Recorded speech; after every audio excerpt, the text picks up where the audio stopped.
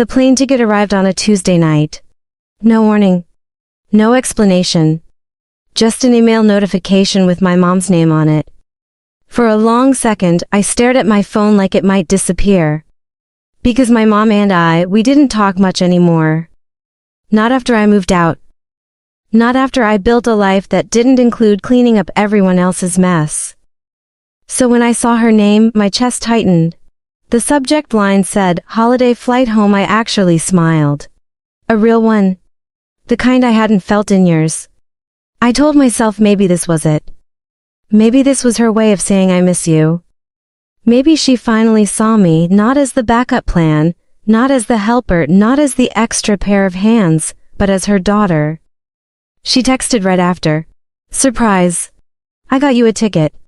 Come home for the holidays. The kids miss you. I miss you, the kids. My younger siblings." That should have been the first warning. But I ignored it. Because hope is sneaky like that. It dresses itself up as love. I replied almost instantly. "Are you sure?" "I can book my own." Her response came fast. "Don't be silly. You're family. That word always hit me differently. Growing up, family meant responsibility, it meant sacrifice, it meant putting everyone else first, especially my mom. Still, I packed my bags. I imagined warm lights, late night talks. Maybe even an apology for the past. I imagined being welcomed home, not needed. Not used, just wanted. I didn't know I was flying straight into a trap. The house looked exactly the same. Same white fence. Same crooked mailbox. Same porch light flickering like it always did. But something felt off. My mom hugged me at the door, but her arms were stiff. Quick. Like she was checking something off a list. "Long flight?" she asked, already turning away. "Yeah," I said, dragging my suitcase inside. The kids ran past me, loud, chaotic, fighting over a tablet. No hugs. "No, we missed you," just noise. I brushed it off. "Jet lag. Holiday stress." That's what I told myself. But then the comments started. "Oh good, you're here early. You still wake up early, right? You don't mind helping out a bit, do you?" Helping out. Another warning.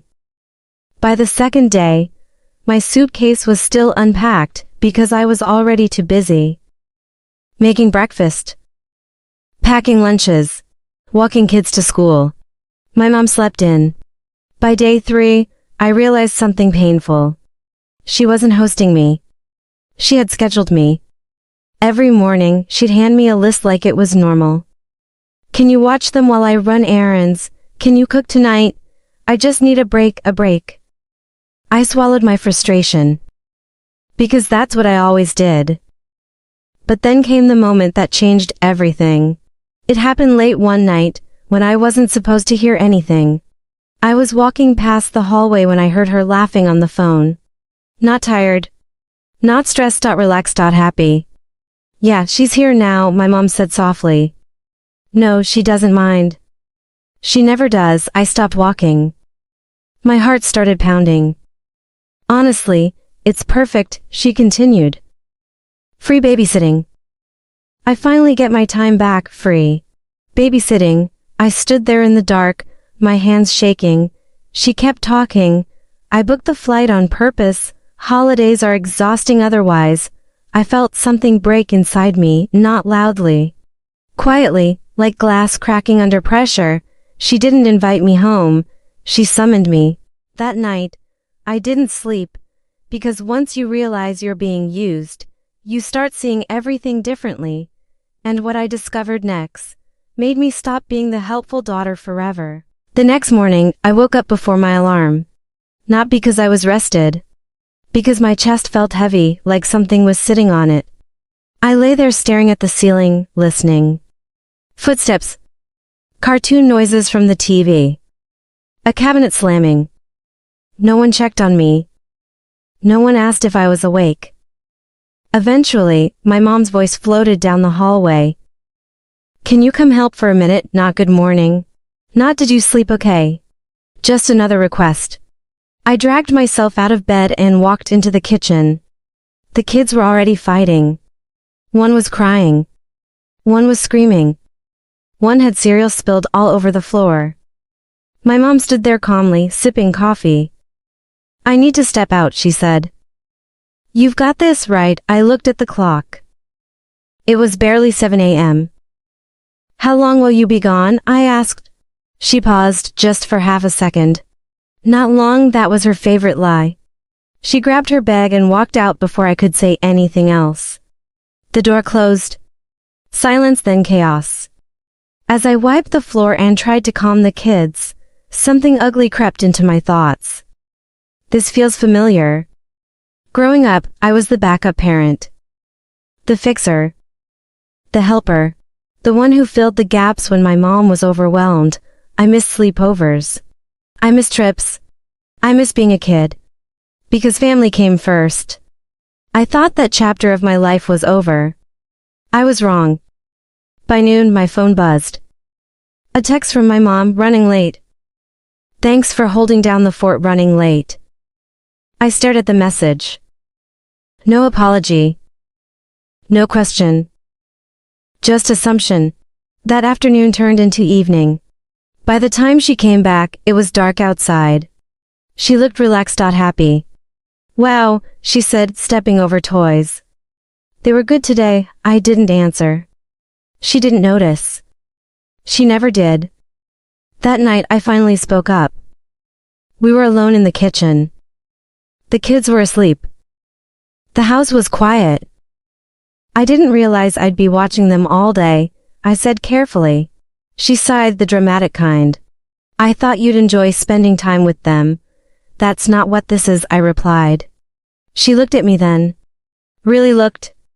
And for the first time since I arrived, her smile faded. "You're making this bigger than it needs to be," she said. "You're here anyway." There it was. That sentence. The one that always erased my feelings. You're here anyway. Like my time didn't matter. Like my life outside this house didn't exist. "I took time off work to be here," I said quietly. "I thought we were spending the holidays together." Her face hardened. "Well, I didn't force you to come." The words hit harder than I expected. Because she did force me. Just not with words. She used guilt. She used nostalgia. She used family.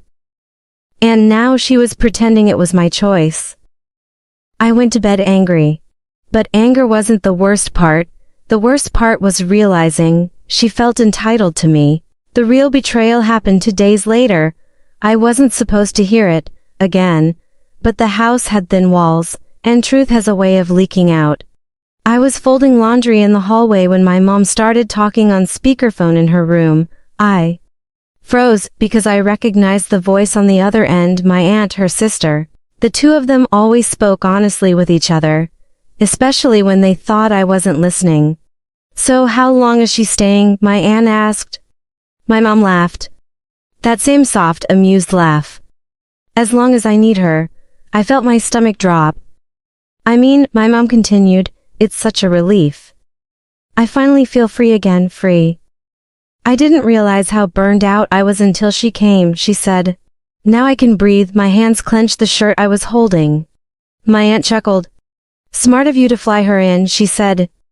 "Babysitters are expensive these days." My mom didn't correct her. She agreed, exactly. "And she won't say no." She never does. That sentence sliced through me. She knew.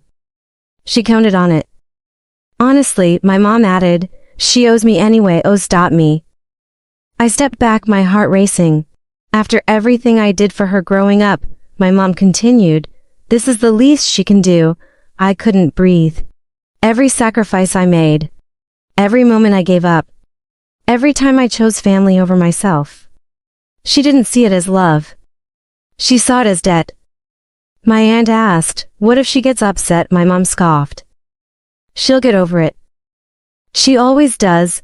That was the moment something inside me went completely still. No anger. No sadness. Just clarity. I wasn't a daughter to her. I was a solution, a tool. A convenience. I quietly walked back to my room and sat on the bed.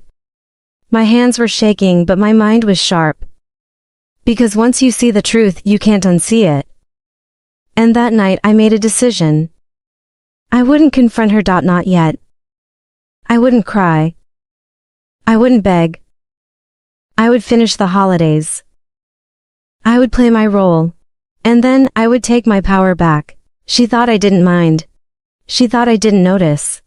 She thought I'd leave quietly, grateful for the ticket. What she didn't know was that I was already planning my exit. And when I left, I wouldn't just disappear.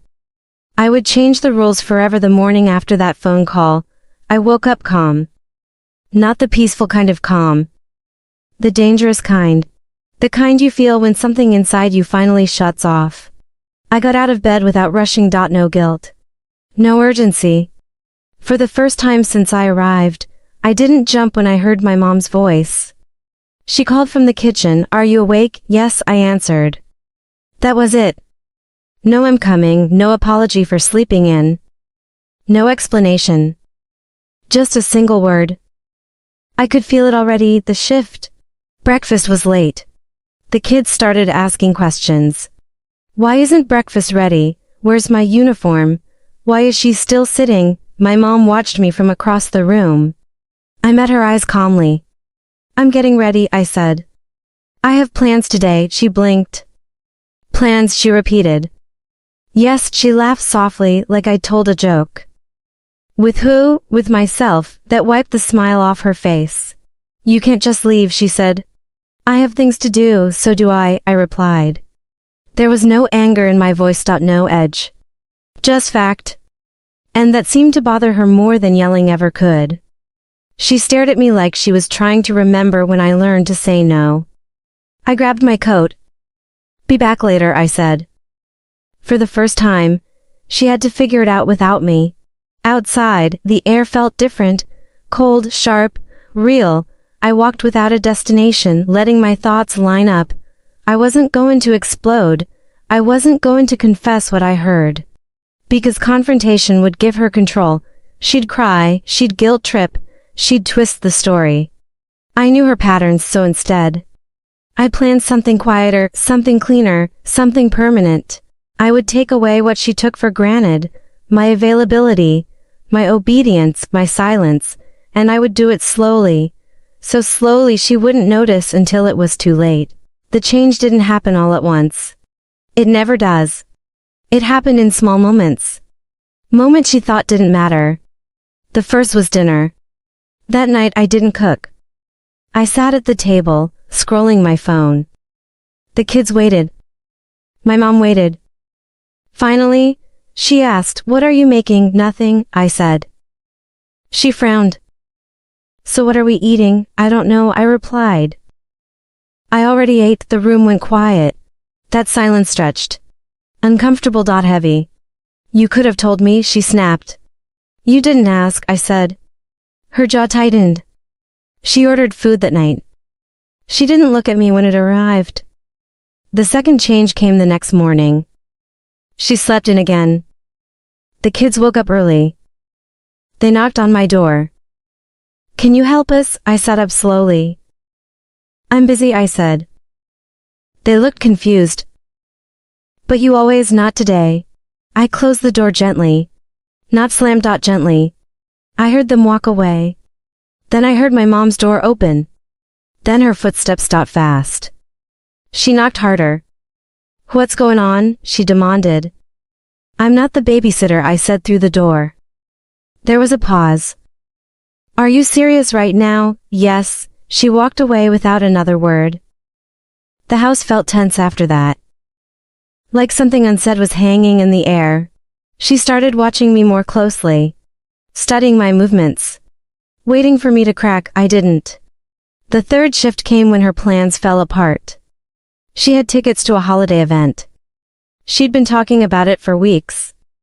The night before, she said casually, "You'll watch the kids, right?" I looked up. No, she laughed reflexively. Then she saw my face. You're joking, I'm not.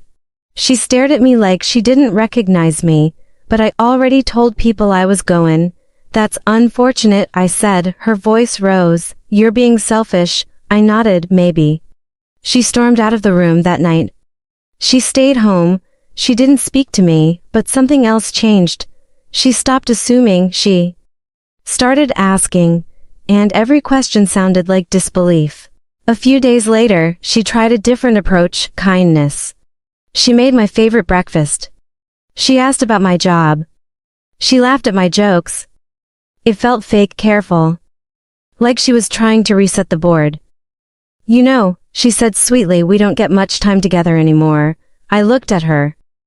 That's true, she smiled. So it's nice having you here. I held her gaze. It's temporary, her smile froze. What do you mean? I mean I'm going back soon. She waved her hand dismissively. We'll see, that was when I knew. She still thought she had time. She still thought she could wear me down. She was wrong. That night I booked my return flight. Earlier than planned. I paid for it myself. I didn't tell her. The confirmation email felt like freedom. I wasn't leaving in anger. I was leaving in control. But I wasn't done yet. Because walking away wasn't enough. I needed closure. And she needed truth. Just not the kind she expected. She thought I was being difficult. She thought this was a phase. She thought I'd apologize. What she didn't know was that the clock was already ticking. And when I finally told her the truth, it would change our relationship forever.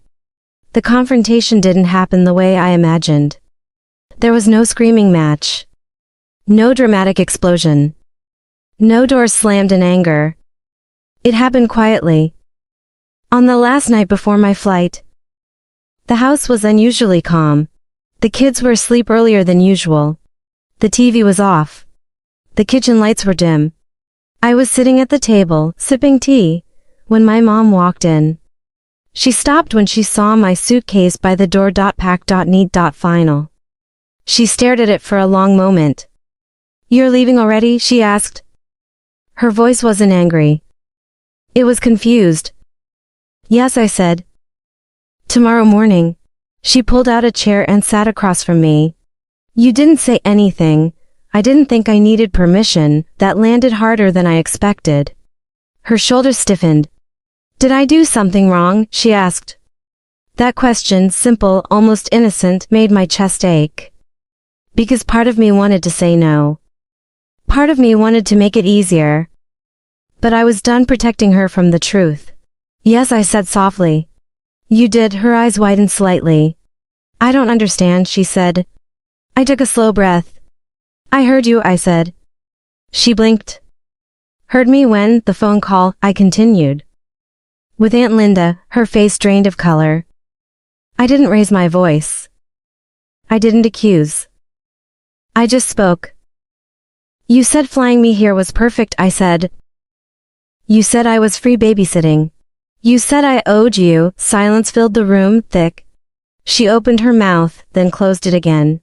Finally, she sighed. I didn't mean it like that, I nodded. That's what you always say. She leaned back in her chair. You don't know how hard it's been, she said. I'm tired. I'm overwhelmed. I needed help, I understand that, I replied. But you didn't ask, she frowned. You're my daughter, yes, I said. Not your solution. That's when her eyes filled with tears. I raised you, she said. I sacrificed everything for you. There it was. The oldest weapon in her arsenal. I felt it, the pull of guilt. But this time, I didn't let it take me. I know, I said. And I was grateful. For a long time, she leaned forward. So why are you punishing me? I shook my head. I'm not punishing you, I said. I'm choosing myself. Her tears spilled over. That feels selfish, she whispered. I met her gaze. So does using your child without asking. The words hung between us, sharp, unavoidable. She didn't cry loudly. She didn't yell. She did something worse. She went quiet. That silence lasted minutes. Then she said something I'll never forget. I never thought you'd leave like this, like what? I asked. Strong, she said. That surprised me. I thought you'd always come back, she added. That hurt. Not because it was cruel, but because it was honest. That's the problem, I said. You didn't see me as someone who could choose. She looked at me like she was seeing me for the first time. Not as a helper.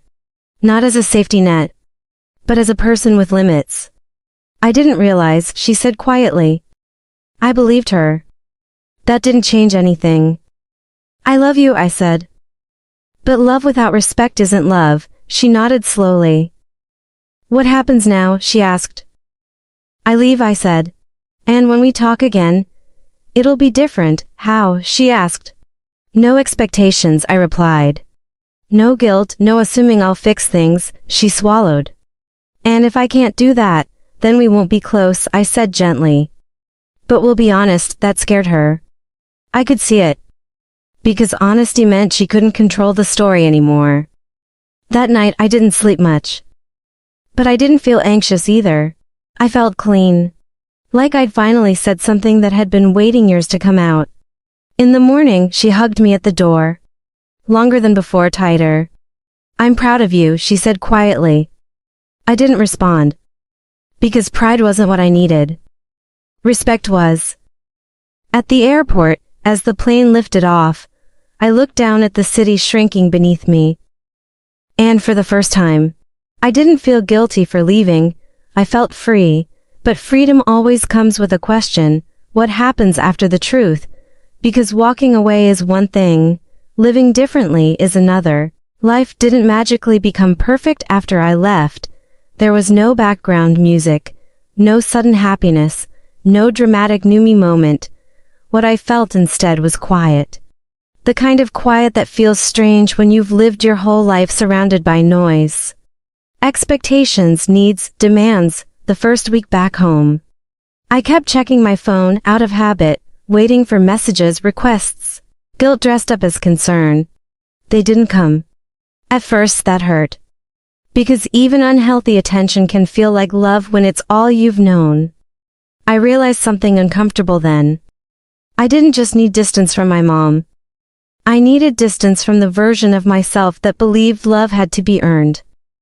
The second week was harder. That's when the guilt showed up properly.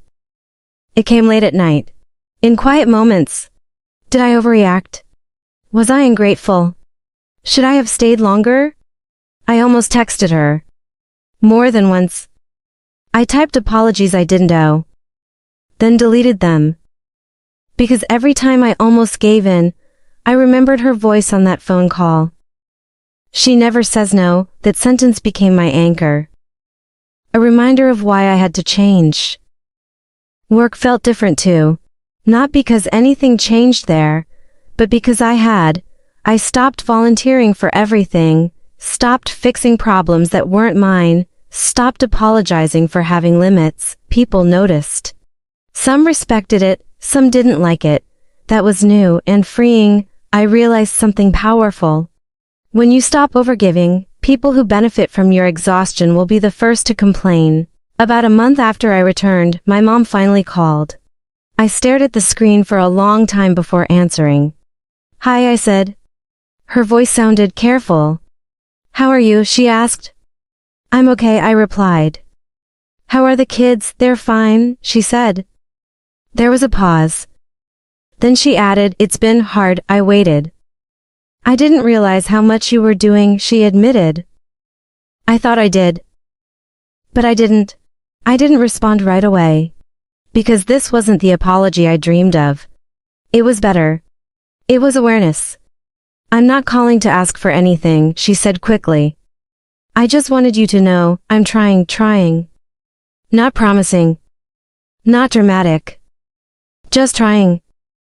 I appreciate that, I said. And I meant it. But I didn't rush to fix things. I didn't offer solutions. I didn't step back into the role she was used to. I let her sit with it. Over the next few months, our relationship changed, slowly, awkwardly, sometimes painfully. She'd test boundaries. Could you maybe help for a few days? I'm just overwhelmed again, and I'd say, I can't, not angrily, not defensively, just honestly. Sometimes she'd go quiet after that. Sometimes she'd sound disappointed. I let her feel that because disappointment isn't abuse. It's just a feeling, and I wasn't responsible for managing it anymore. I also learned something else during that time. Letting go doesn't always look like cutting people off. Sometimes it looks like loving them differently, from a distance, with conditions, with clarity. I still loved my mom, but I no longer let love erase my boundaries, and that changed everything. Looking back now, I understand something I couldn't see before. Parents don't always mean to hurt their children. Sometimes they're just repeating patterns they never healed from. But intention doesn't erase impact, and love doesn't excuse harm. What my mom did wasn't loud, it wasn't traumatic, it didn't look like cruelty from the outside. It looked like family helping. Family. But inside, it taught me something dangerous. That my worth was tied to what I could give. That my needs came last. That saying no made me ungrateful. And that's a lesson to many people grow up with. Especially daughters. Especially the responsible ones. Especially the ones who never complain. Here's what I wish someone had told me sooner. You don't owe anyone your exhaustion. Not your parents. Not your family. Not anyone. Gratitude does not mean surrender. Love does not mean self-erasure. And boundaries are not betrayal. They're honesty. The holidays came around again the next year. This time, there was no surprise ticket. My mom asked, "Would you like to come for a few days?" she said. No pressure, I thought about it. Really thought about it. Then I said yes. On my terms. I booked my own flight. I set my dates. I made my expectations clear. And when I arrived, something felt different. She didn't hand me a list. She didn't assume. She asked. And when I said no to something, she accepted it. Not perfectly. But genuinely. The kids hugged me this time. Not because they needed me. But because they missed me. That mattered. On the last night of that visit, my mom and I sat together quietly. "I'm still learning," she said. "I didn't realize how much I leaned on you," I nodded. "I didn't realize how much I let you," I replied. We both smiled, a little sad, a little proud. Growth rarely feels clean. But it feels real. If there's one thing I hope you take from this story, it's this: if someone only loves you when you're useful, that's not love. That's convenience. And you're allowed to step out of roles that hurt you, even if you played them well, especially if you played them well. Sometimes the bravest thing you can do is stop explaining your worth and start living like it. Was never up for debate. If this story hit close to home, if you've ever been the one who was always strong, always available, always expected to sacrifice, then this wasn't just a story. It was a mirror. And maybe tonight, you realize something important. You're allowed to choose yourself, even if it makes others uncomfortable. So here's my question for you. Have you ever been used by someone who called it love? Tell me in the comments. Not for them, for you. Because your story matters too. And if you want more real stories about betrayal, silent revenge, and finding your power without losing your soul, subscribe. These stories aren't just entertainment, they're reminders. Reminders that boundaries are strength. That silence can be power. And that walking away can be the bravest revenge of all. Brief pause. Your story isn't over yet. I'll see you in the next one.